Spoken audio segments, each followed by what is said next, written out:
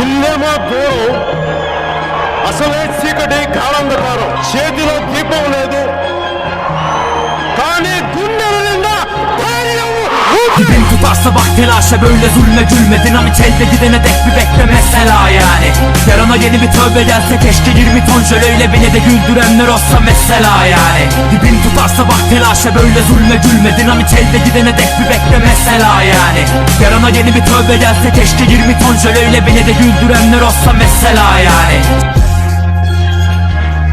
యుద్ధంలో గెలవడం అంటారా శత్రువుని చంపడం కాదు, శత్రువుని ఓడించడం.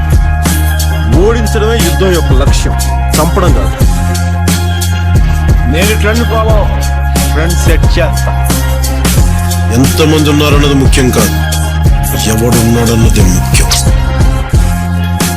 నేను సింహం అంటానబ్బా, అది గడ్డం గీసుకోలేదు, నేను గీసుకోగలను, అంతే తేడా. కొన్నిసార్లు రావడం లేట్ అవచ్చేమో కానీ రావడం మాత్రం పక్కా. ఎందుకంటే సిద్ధప్ప, నాకు నేనే పోటీ, నాతో నాకే పోటీ. Dibin tutarsa bak telaşa böyle zulme gülme. Dinamit elde gidene dek bir bekle mesela yani. Yarına yeni bir tövbe gelse keşke 20 ton jöleyle beni de güldürenler olsa mesela yani. Dibin tutarsa bak telaşa böyle zulme gülme. Dinamit elde gidene dek bir bekle mesela yani. Yarına yeni bir tövbe gelse keşke 20 ton jöleyle beni de güldürenler olsa mesela yani.